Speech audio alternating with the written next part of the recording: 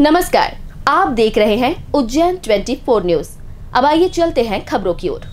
धार्मिक नगरी उज्जैन में आज श्री पंच दशनाम जूना अखाड़ा के साधु संतों की अगुवाई में भव्य कलश यात्रा के साथ 11 दिवसीय शतचंडी महारुद्र महायज्ञ हवनात्मक शुभारंभ हुआ, जिसमें मोक्षदायिनी मां शिप्रा का जल कलश में भरकर दातार आश्रम नरसिंह घाट मार्ग स्थित यज्ञ स्थल पर लाया गया। गणेश पूजन और अग्नि पूजन के साथ शुरू हुए इस महायज्ञ का आचार्यत्व कानपुर से पधारे आचार्य प्रमोद तिवारी निभा रहे हैं और इसकी पूर्णाहुति 4 जून को नवमी तिथि पर की जाएगी। वहीं 5 जून को सभी अखाड़ों के संत महामंडलेश्वरों द्वारा भव्य पेशवाई निकाली जाएगी, जो शहर के प्रमुख मार्गों से होकर नीलगंगा स्थित अखाड़े में शाही स्नान के साथ संपन्न होगी। तत्पश्चात महाप्रसादी तथा विविध धार्मिक आयोजन पूरे दिन भर होंगे।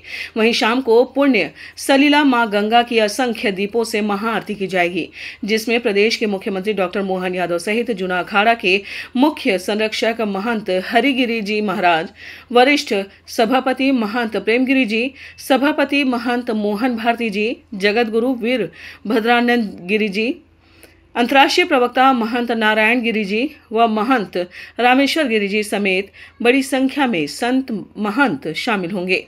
इस आयोजन की जानकारी वरिष्ठ पत्रकार राहुल कटारिया एवं गोविंद सोलंकी ने दी। ये पंच दशनाम जूना अखाड़ा के जो मुख्य संरक्षक हमारे महाराज श्री पूज्य हरिगिरी जी महाराज जी हैं, उनके निर्देशन पर उनके संरक्षण से यहाँ पर महाकाल की नगरी उज्जैन में 11 दिवसीय रुद्र चंडी यज्ञ का महायज्ञ का शुभारंभ आज से हो रहा है।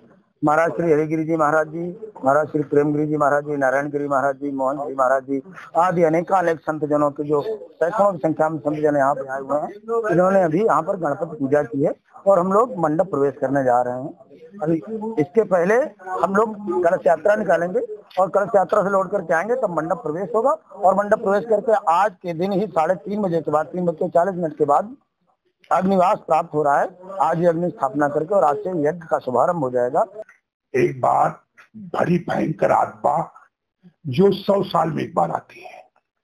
ये माना जाता है कि हर 100 साल के बाद, चाहे अकबर का कार्यकाल हो, चाहे राजाओं का कार्यकाल हो, चाहे औरंगजेब का कार्यकाल हो, हर 100 साल के बाद एक देवी आपदा आती थी, जिसको कोरोना के नाम से और कभी मतलब हैजा के नाम से, दूसरी युद्ध के समय भी हैजा के नाम से आया था। वो फिर जो है शैतान आत्मा जो है वो मुंह खोलने लगा था। पहले भी हम लोग तमाम महादेव से, हनुमान जी से, तमाम देवी देवताओं से प्रार्थना करके कि उसको पूरी तरह से समाप्त कर दिया जाए। पर कहीं न कहीं जैसे कि आप जानते हैं कि एक मरता 10 पैदा हो जाते हैं। असुरों का प्रक्रिया प्रदान है महादेव का, तो उसको खत्म नहीं किया जा सकता है। अगर महादेव उसको संतुलन बनाए रखते हैं मनुष्य के कल्याण के लिए, मनुष्य के हित के लिए, मानव देव कल्याण, ऋषि कल्याण के लिए उसको रहते हैं, ताकि उसको दूसरे काम से रोका जाता है। जैसे राहु है, केतु है और तमाम ग्रह आदि हैं, तमाम असुर ग्रह हैं। उस प्रकार से मतलब जो है ये कुंभ मेला 28-27 एक मेला प्रयागराज का समाप्त हुआ। ये विश्व के लोगों का एक कीर्ति है।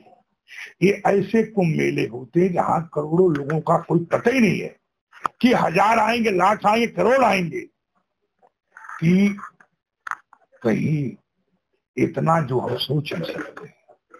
इस तरीके से मानव आने के बाद जहां भी मनुष्य देव तमाम लोग आते हैं, किसी प्रकार का कलह नहीं हो, कोई घटना दुर्घटना न हो, किसी प्रकार की अप्रिय घटना न हो, ये सब चीजों को देखते हुए ये महाकाल की नगरी है। क्या है? महाकाल।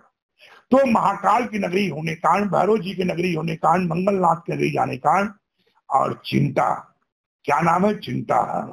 इस तरीके से यहाँ चिंतन और चिंतन गणेश भगवान का किया गया।